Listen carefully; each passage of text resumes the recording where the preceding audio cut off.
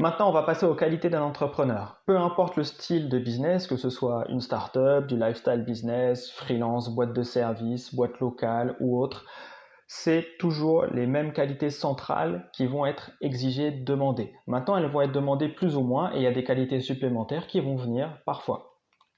Par exemple, on a toujours besoin de courage, ne serait-ce que pour se lancer. Alors le courage, ça se travaille. Il faut passer à l'action. On dit souvent que la meilleure façon de combattre sa peur, c'est de faire une action, d'aller au-delà de sa peur et elle disparaît par l'action. Ça n'enlève pas le danger, mais ça permet d'aller plus loin. Il faut prendre des risques calculés. Ça, c'est le rapport au danger. C'est très important. Maintenant, la peur ne sert à rien dans l'entrepreneuriat. Ce qu'il faut, c'est de l'instinct et savoir analyser les dangers.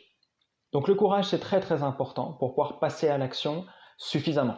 Ensuite, on a besoin d'être déterminé. La route est parsemée d'obstacles. Il y a un dicton qui dit pas de passion, pas de million. C'est très important de comprendre que si tu as des objectifs très forts, il va falloir travailler très fort. Et pour travailler très fort, il faut être passionné.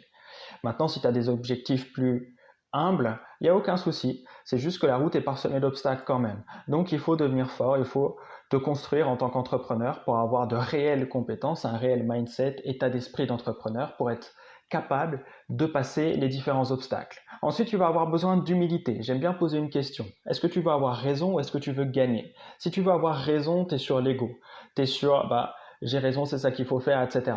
Si tu veux gagner, ce que tu vas faire, c'est que tu vas être sur l'humilité du coup et tu vas analyser la situation. Ok, qu'est-ce que veulent vraiment mes clients potentiels, mes prospects? Comment je peux leur apporter de la valeur? Qu'est-ce que je peux faire? Et du coup, tu t'adaptes, tu trouves des solutions, t'apportes de la valeur réellement et du coup, tu es en train de gagner. Et donc, c'est très important dans l'entrepreneuriat, l'humilité, être capable de se remettre en question et de travailler beaucoup. La curiosité, c'est important. Le savoir est une arme. Et tu dois être armé dans l'entrepreneuriat. Tu dois savoir de quoi tu parles. Tu dois connaître ton cœur de métier et t'améliorer. Tu peux commencer sans le connaître. Dans tous les cas, il faut apprendre à le connaître. Et à quel point tu connais tes clients, c'est également extrêmement important. Tu dois être curieux, poser des questions. Qu'est-ce que tu fais dans la vie? Qu'est-ce que tu fais? Pourquoi mon service t'intéresse ou pas? Et du coup, tu vas apprendre, tu vas construire, tu vas relier des points, tu vas développer un instinct sur ton marché. C'est extrêmement important. C'est ce qui va te permettre de devenir un meilleur jour après jour, semaine après semaine, année après année, décennie après décennie, parce que le jeu entrepreneurial, c'est souvent un jeu dans lequel on rentre pour y rester toute sa vie, ou en tout cas jusqu'à sa retraite, entre guillemets retraite. Ensuite, être souple, avoir de l'astuce, c'est très important aussi. Si la porte est fermée, je passe par la fenêtre. D'ailleurs, si la fenêtre est incassable, elle est blindée, si je peux creuser sous la maison et passer, je vais le faire. Alors, je déconseille de cambrioler une maison, c'est un exemple.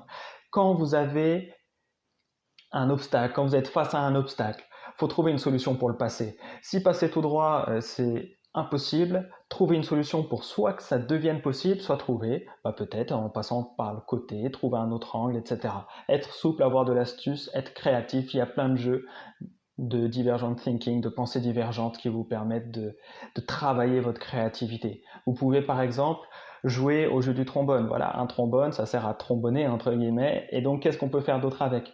Eh ben, on peut en faire une bague. Alors, la bague sera moche, certes, mais on peut en faire une bague en le tordant. On peut ouvrir des portes avec, on peut, etc., etc.